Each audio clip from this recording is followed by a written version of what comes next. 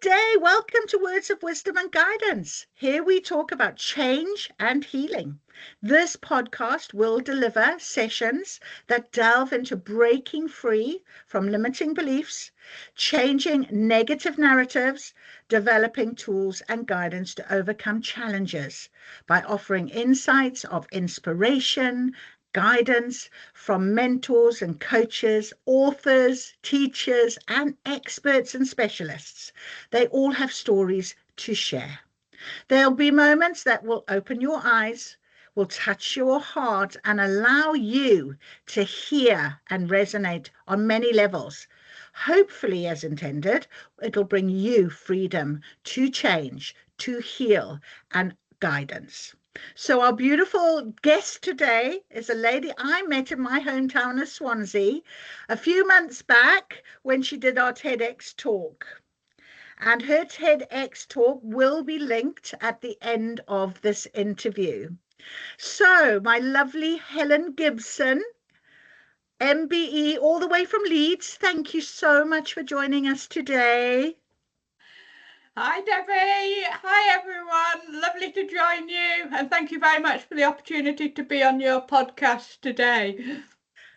Well, I am honoured, of course, and I just wanted to sort of ask you, Helen, if you could just introduce yourself a little bit, just to tell us just your background, just a little bit about you, first of all, and how you've sort of got here in a bit of a whirlwind, I think. But if you could, go ahead. Thanks, Debbie, that's great. And yeah, in terms of just a bit of where I'm coming from an international business background. So having worked around the world in a lot of countries, typically not your honeymoon destination countries, but those that are fragile or in conflict. So some of the most hostile environments.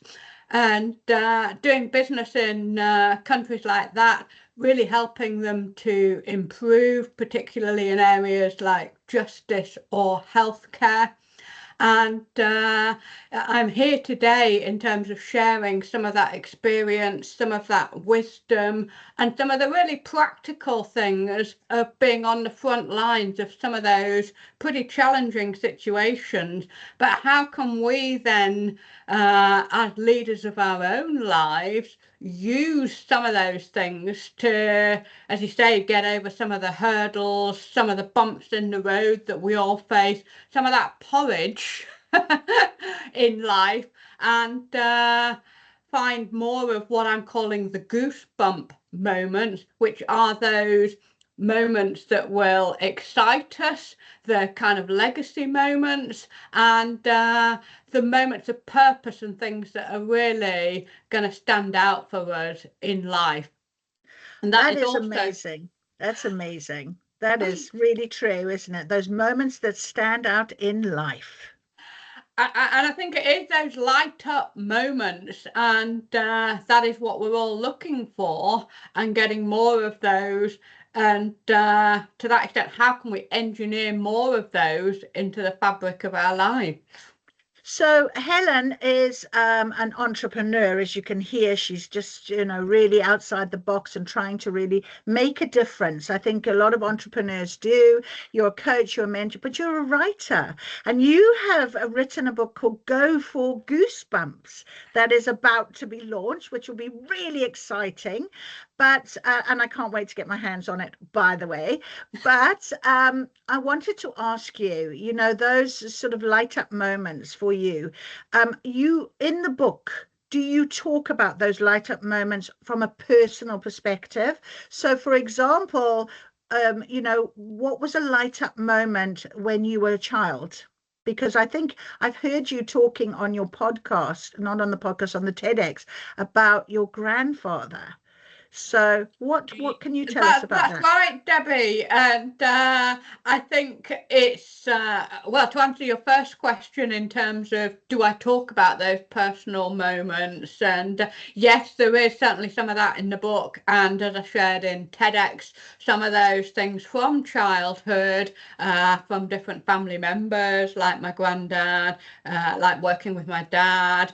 So certainly those moments are there and featuring, and I think they all do for all of us. There will be some of those things that you look back on that are such strong memories and such pivotal turning points that really do play out beyond childhood and beyond the family into where we go in life, whether that is into work or into business. And yeah, so to really sort of tune into those and make the most of those.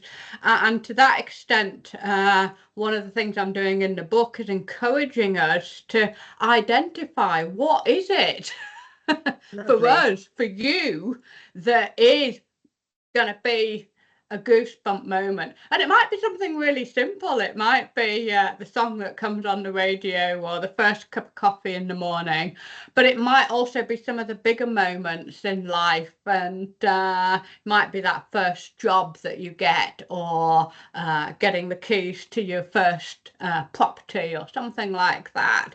And the more that we can identify what is it that is the sort of real currency for us in terms of those goosebump moments, the more opportunity we've got of navigating a way through some of the difficulties, but really, I say, then getting the best of what life has to offer at the end.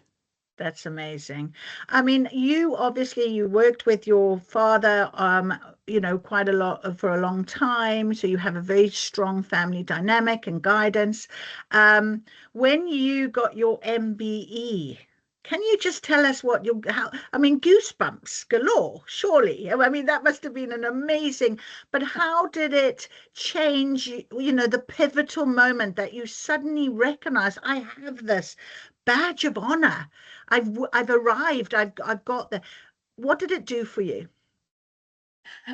And that's interesting, Debbie, because I mean, firstly, I don't think you ever arrive, or certainly I don't feel that. I think it's a continuous onwards journey.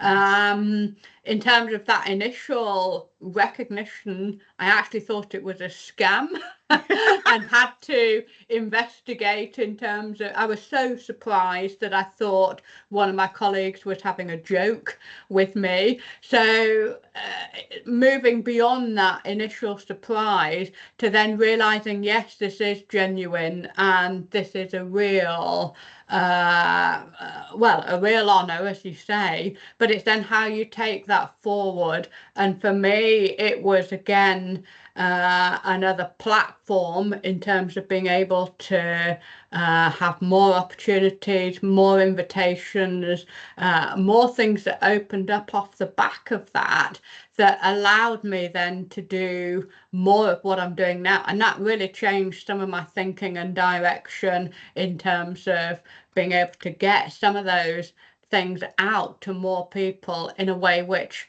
I hadn't appreciated was so valuable prior to that. Interesting. Because you asked the question in your TEDx talk to the audience, what lights you up? Think about what lights you up, you say.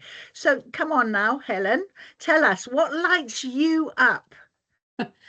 And for me, it is a number of different things. So it is time with the family, particularly with children.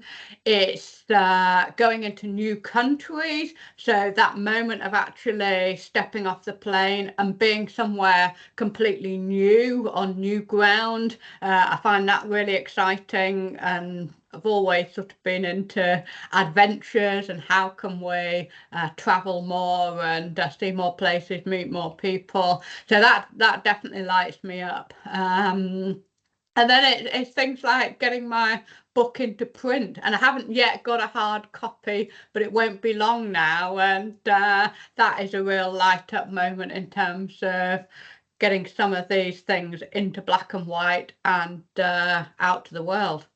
Absolutely. But you talk about courage as well, stepping forward and breaking the fear, because that's where we have to often dig deep. And everything that you sort of mentioned there, our family moments are where challenges come. It can be quite worrying and fearful as parents with children. Also, going into new countries, and you're not going into honeymoon destinations, you're going into destinations that are really challenging. You've got to break the fear. You've got to find courage. Do you think you've always been a very courageous person right from a child, or did you find that you've built that up, or was it guided to you from your father, your grandfather, those type of things? Yeah, that's absolutely right. And one of the things I talk about is that you get courage from encouragement. And if you don't have the right kind of encouragement, then I think it can be really challenging to have the courage that we need to be able to dig deep and do all sorts of things. So yeah, to that extent, it's very much how can we really encourage ourselves and encourage other people and put ourselves in the strongest position, because it's not, I don't think you're just born a courageous person or born a brave, bold person. I think that has to be fostered, cultivated, learnt, and continuously practiced in terms of, to me, it is a practical practice that we've got to engage in, and a continuous work in progress in terms of that encouragement and growing the courage that we need to do what we want to do. So, finding those tools and the guidance, like, this podcast is about finding as much guidance as you can from all sorts of sources. But you talk about a bit of a traffic light framework, a bit of a step by step. And sometimes, as you say, it can be quite simplistic. And Yeah. people maybe overthink things and think, oh, I just can't. But finding that light from the dark, like you've mentioned, going and thinking about a traffic light system. Can you explain that to us as well? Yeah, absolutely. And they always say the best things are the simple things, aren't they? Yeah. And certainly from some of the work that I've done, some of it can be incredibly complex. And when we're talking about things like justice and healthcare and going into countries that are in difficulty or recovering from war or conflict situation, that is far from simple. And yet some of the most effective things do boil down to the simple things. And the traffic light system is a great one, because we all know how traffic lights work, the red, the orange, the green. And it's a model I use here in terms of being ready to stop and being committed to stopping certain things is really important. The orange light in terms of preparation and being ready. And then the green light in terms of being able to accelerate and knowing when to really go for something and go for those goosebump moments. So when the time is right to really accelerate on that. So yeah, they're very simple things. And at the heart of my message is around us becoming encouragers. So it's nothing fancy or complicated, but we can all be an encourager. And we can all go for more goosebump moments. So we don't have to be really experienced or really well qualified or anything like that. Each and every one of us can be an encourager. And it is just a thumbs up, or you can do it, or those sorts of really little things. But if you know you've got that kind of encouragement and support from people, then that is a real catalyst for change and unleashing maximum potential for each one of us. That is, yeah, absolutely true. You know, that potential is, but a lot of people say to me, well, how do I stop? How? What do you mean? You know, how do I do that? They're so used to running at 100 miles an hour because they're afraid often to stop. So, what would you say as, to people that say, well, how do I do this, Helen? It's simple. Red, orange, green, stop, prepare, and go. But how do I stop? What do I do? Yeah, and I've got a whole section in the book which is around stopping and some of the things that we can do and why it is so important to stop. And you're quite right, Debbie, it's far easier 9 times out of 10 to just keep on going. The Yeah, hard thing is to stop or to slow down at least, and potentially to switch lanes into the slower lane, or yeah, to put the brakes on and say I'm going to park up and yeah, have a pit stop. yeah, So yeah, in terms of how we do that, and it can be really small things in terms of just taking 5 minutes in a day. So this isn't necessarily saying you've got to stop everything forever, and it can be as simple as taking 5 minutes out at lunchtime, or to be able to do that. But the important thing is to recognize that we can't just keep going, and we can't just keep adding more and more things in. Sometimes we've got to offload as well as upload. yeah, yeah, And yeah, be really intentional and clear about what it is that we're doing, why we're doing it, how we're doing it, and I say what we're aiming for ultimately in terms of, I mean, life is short. It's miraculous, and we've all got our own energy, talents, time, but that is limited. So if that stops tomorrow, can we be sure that we've spent our time, energy, and talents well? yeah, yeah. That is a big question. That definitely is a big question. I mean, when you think about getting prepared from on the amber, it's a lot of people, oh, well, how do I go about that? And it's easy sort of to say, well, find a mentor. But how do we find a mentor? What would you suggest, Helen? And I think mentors are great, and I've been fortunate enough to have a number of mentors at different stages, and coaches as well, and that wider peer support that might come from particular networks, or particular things that are of interest to us at different points in time. So in terms of how you find one, there's all sorts of different ways, but for me, I've always been proactive about it. And if there's somebody that I'm looking at and I think, oh, they're really interesting, they're really cool, they're doing something that I'd like to do, then it's recognizing that and reaching out to people. I've tended to find that people are generally helpful and receptive and open to being approached. They can only say no. So Yes. to that extent, don't be afraid to be proactive in terms of seeking people out and asking for help. Yeah, absolutely.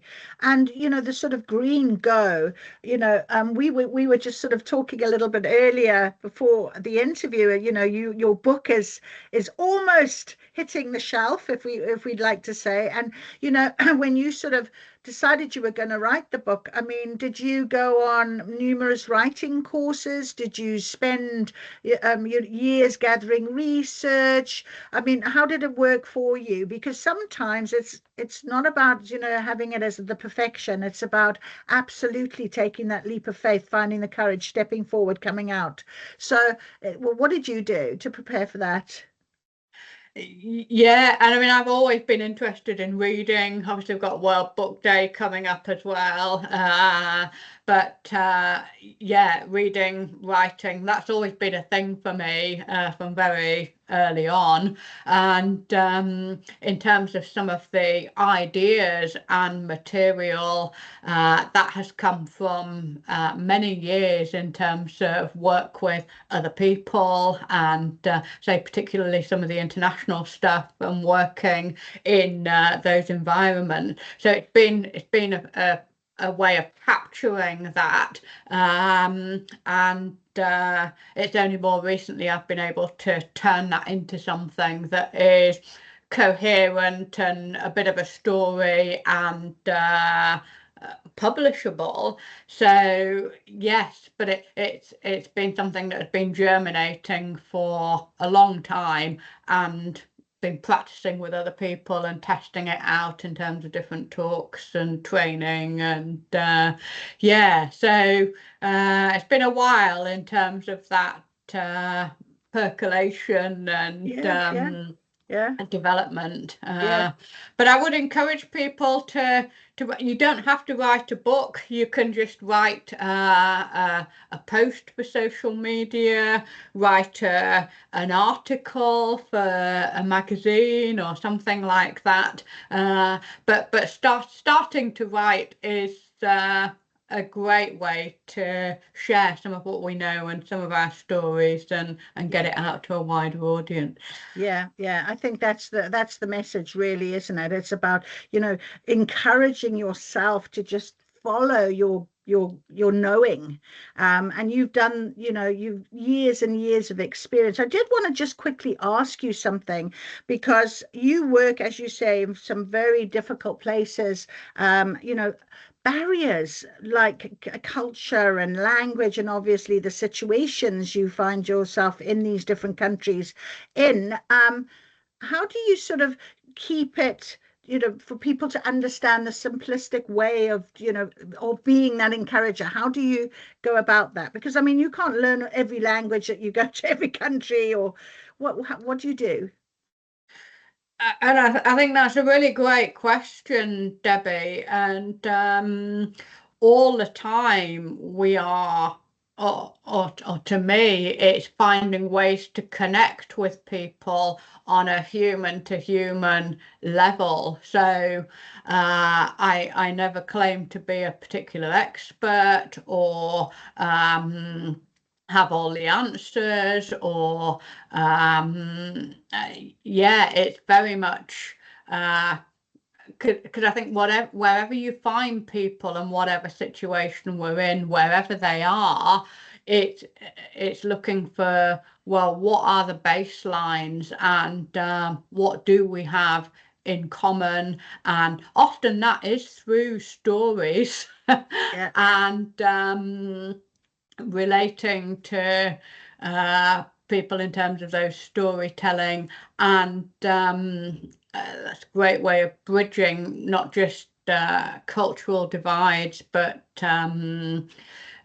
yeah, across different countries and across generations and across different sectors and paradigms that people are coming from. Yeah, some of those stories can be a great connector. And I think also one of the things I've really taken to heart, which has helped, is being in a way that we care about people. So not coming in to do the work or to find the solutions, but actually first and foremostly coming in to care about the people that we're interacting with. And if you can get that right and get off on the right foot in terms of people know that actually you're here because you care, then that opens the way to potentially working with them and finding solutions, getting a way forward. But it's coming in from a human perspective rather than from a professional perspective or from a expert perspective, and meeting people where they are on that level. That is amazing. Absolutely. It is about human connection. And I think you really have nailed that. It's just so lovely to hear the stories that you tell, and especially how you go about doing that with, from an encourager. It's like you're a superhero. If you had a cape on, it would say encourager on it. And it's just beautiful, to think about. Encouragement is a light that we can all shine for each other, and that's exactly what you do, Helen. So, congratulations on the TEDx talk, of course, and Thank you, you know, Debbie. it was Thank so you. lovely, lovely meeting you, and congratulations on the book. I cannot wait to get my hands on it. I have goosebumps all over me. It will be beautiful. I just know it. Thanks for shining your light with us today, Helen. I wish you all the best, and I hope to see you again. You take care now. Thank you, Debbie. All the best. See you Bye soon. bye. Bye. Thank you. Bye bye. Bye bye.